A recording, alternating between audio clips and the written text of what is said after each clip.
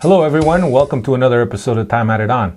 Every episode, 5 topics, 2 minutes each. We give you everything that's new in Benfica land and we give you our opinion. My name is Alfredo Fumaças. And I'm Cristiano Oliveira. So Cristiano, first topic, is this the best moment of the season? We've often talked about here, is the squad deep, approach in Europe, approach in Liga NOS, not playing the best football, but we've seen now a streak of good football by Lage's men. Yeah, and it's about damn time. I mean, we couldn't wait for this moment. We thought initially when the season first kicked off with the commanding victories against Sporting, obviously the crosstown rival 5-0, and then Passo Ferreira 5-0, Belenenses 2-0. We thought this would be a constant throughout the season, but unfortunately Benfica dipped in form for a little while. But now Bruno Lage finally seems to have guided his men in the right path. Yeah, and I think that repeating the 11, when up until this point he had a lot of rotation, he had a lot of guys going in and out of the lineup, some of them because of rotation, some of them because they were hurt, but it seems to have found a core or starting 11 that doesn't really mess with it. What's not broke, don't fix it. Big, huge part of it has been Gabriel and Taarabt in the middle. Yeah, and you know that old saying, one man's trash is another man's treasure, and that's exactly what's happening. At the beginning of the season, we thought Florentino Luis was going to be such a huge, key, important part of this team. Jetson is another one that we expected to play a lot more than he has, but last year towards the end of the season, he wasn't the same key player that we all anticipated he would be, because at the beginning of the season, under Bruno Lage, he was playing most of the time. And then you look at another guy like Samaris, who was such a key player last year as well. So those two guys haven't been able to keep up their same level of performances from last year. And credit to Taarabt and Gabriel, who you knew was going to be a starter. But those two guys have clicked. Those two guys understand one another. Those two guys have that next ability, passing ability, that next level passing ability, I should say. So it's just been a beautiful thing to watch with those guys in the middle of the park. And also bringing out the best in players like Pizzi, who's having a career year, and Vinicius, really, that we expected him to be the third man on the pole, and he happens to be the one starter. Sabe o que é isso? É tempo da pro próximo. Moving on to the next topic. As you can see, we just got an alarm. I didn't even know that this made noise. Moving on to the next topic, one of our 5 topics. Bruno Lage is renewed with Benfica until 2024, and he got a nice raise to go along with it. Your thoughts, my friend? Look, according to Luis Fivier, this had been in the works, and the contract was ready to sign, right? But you have to look at the timing of it. I don't think that Benfica ever had an intent of parting ways with Bruno Lage. The timing of his signing, however, it matches up with Benfica's best moment. It matches up with the team, albeit not doing so well in the Champions League, making it into the Europa League and really finishing up the year in first place in the Liga NOS. So the timing of it, there's a bit of a timing of it.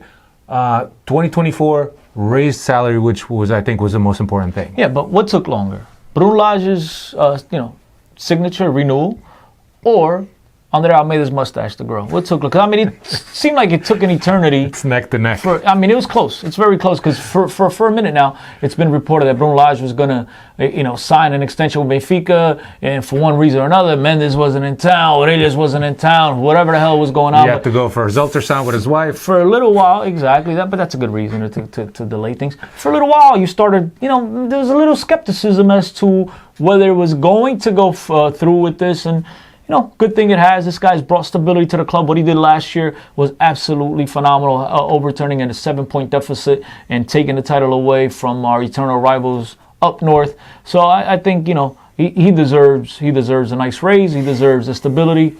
And I think this is only going to make him a better coach, and it's going to make the team a better team. Yeah, absolutely. Look, his original contract was to 2023, but I think that he definitely deserved a raise. The nice raise. But the one thing that we have criticized Bruno Lage here, and this is our next topic, is Europa League, the Europa League approach, or actually European competitions approach. Last year, Europa League, he surprised us with the rotation when he went to Turkey with half the B team. We didn't get the beat, but are you changing topics? Because that is our next topic, Europa League. That is our next topic. That's a good segue. So, last year he did surprise us with the lineup in Istanbul. The youngest, 22 or 23 average age. And it was the first time Benfica ever won a game in Turkey. With that said, with that said rotation. And now Benfica heading to the Europa League once again. Obviously not having done enough to qualify and get out of the group in the Champions League, but at least they still are going to play some European football come February. Yeah, come February, a double fixture, obviously, against Shakhtar Donetsk. We hope that Lage has learned the lesson in European competitions. And we don't know if it's the lesson that needed to be learned or the pressure from up top that needed to be applied, right? Because the last 2 games of the Champions League, playing with your strongest 11 produced the best results, albeit that Red Bull game not having the final result that we needed. But nonetheless, that game against Zenit did produce a qualification for the Europa League. So how do we approach the Europa League now? And think about it, for those of us that think that not getting out of that group is a disappointment, Benfica were really, 10 minutes of extra time away from coming out of that group possibly in first place. If Benfica was able to some way, somehow hold on to that result in Leipzig, talking about a totally different result, and now Benfica wouldn't be playing in the Europa League. But nonetheless, they are, and they play a good team, a good quality team with a Portuguese coach at the helm. What's his name? Ramos? Luis Castro. It was close. Castro, Ramos, both Portuguese names. And, a guy that knows Benfica well, a guy that knows Portuguese football well. Benfica. Is that the timer for next topic? That's not the timer. That's not the time. But the timer was about to come up. But yeah, a club that I think poses some threats, has the ability to play some quality football. So again, not the easiest of draws. Benfica very unlucky to fall out of the Champions League and then draw a team that, like themselves, had just not advanced, through the group stage in the Champions League, but team that is Champions League caliber. So very tough draw, but again, playing at home in front of those beautiful fans in nice weather compared to the weather they're going to face up in Ukraine. Things look like they're going to head in the right way. Absolutely. Next topic, because I stole your topic before, which you're supposed to come in with the Europa. I'll come in now. Nico Gaitan has been rumored to possibly joining Benfica. He obviously made it known that he would like to join Benfica. He had a tremendous time at Benfica, and he's a Benfiquista. There's the time. And he's a Benfiquista at heart. But unfortunately, Lage knocked it down. Well, yeah. He had an interview, obviously, and he said that he would love to return back to Benfica. And this statement started getting Benfiquistas salivating for Nico Gaitan, right? He's obviously has had the talent, as Cristiano said in the Benfica podcast that we recorded this week.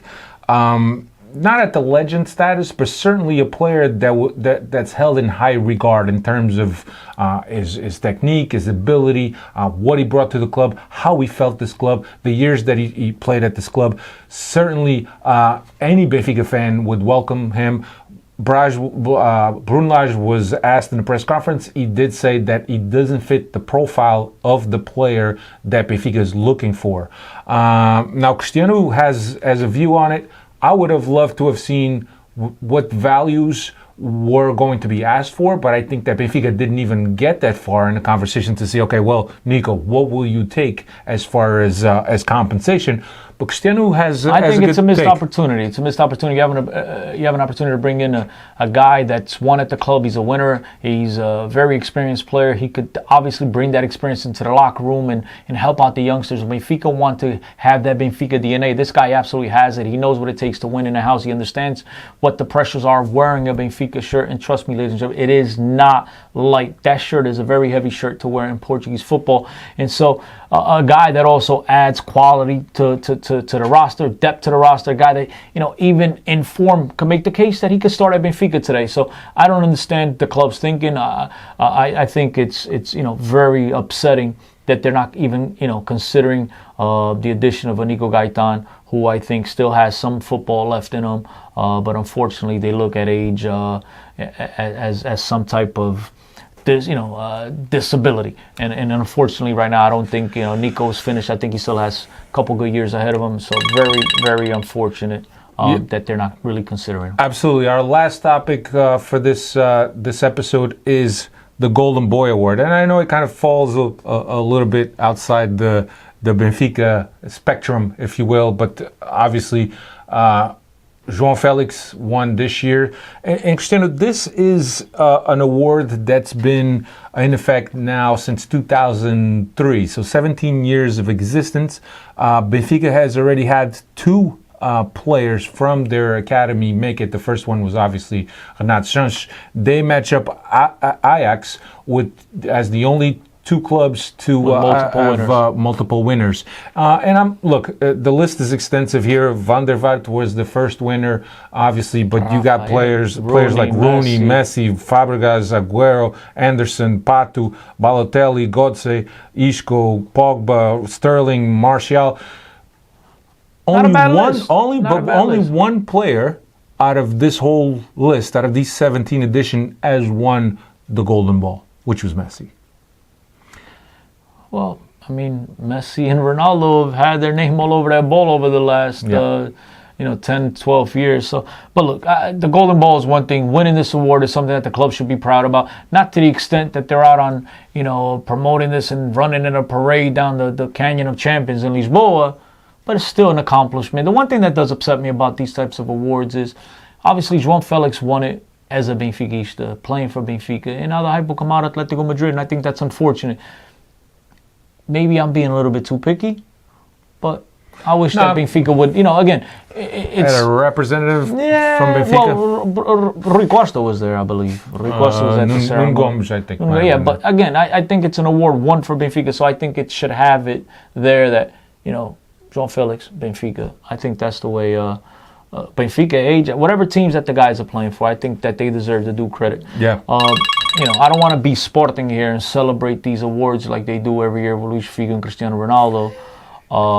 But at the same time, it's nothing to sneeze at. I mean, they're doing a good job in developing players. Unfortunately, these guys aren't able to stick around a little bit longer after winning these golden balls for whatever it is, the young players. Yeah, and Benfica, obviously, after João Felix won, Benfica's statement was that they hope to produce another. Why not? Or within the coming years. And certainly, there's a lot of people that look at that with a little bit of a snotty opinion, meaning the one thing that you should be concentrating is the product that you put on the field, not these products that you create and then you end up selling off without taking much advantage of them. Unfortunately for Benfica, this is not like horse racing where you pay an astronomical amount for the mating process and you get a golden crown, a triple crown winner, and they mate for like 500. If Benfica was able to do that and clone these guys and get them in the little sneaky room, it'd be a tremendous way to make money, but unfortunately it's not as easy as that. Yeah, that's all we got for you this episode. My name is Alfredo Famasas. And I'm Cristiano Oliveira. This has been Time Added On, a project from the Benfica Independent project, of course. BenficaIndependent.com, at Benfica Independent on Twitter. I think it's at SL. It's under here. You will see it all. Benfica Podcast is our podcast. Is what we do. It's what we do. Check that out as well. Appreciate all the support. Check you guys out next week. Take care.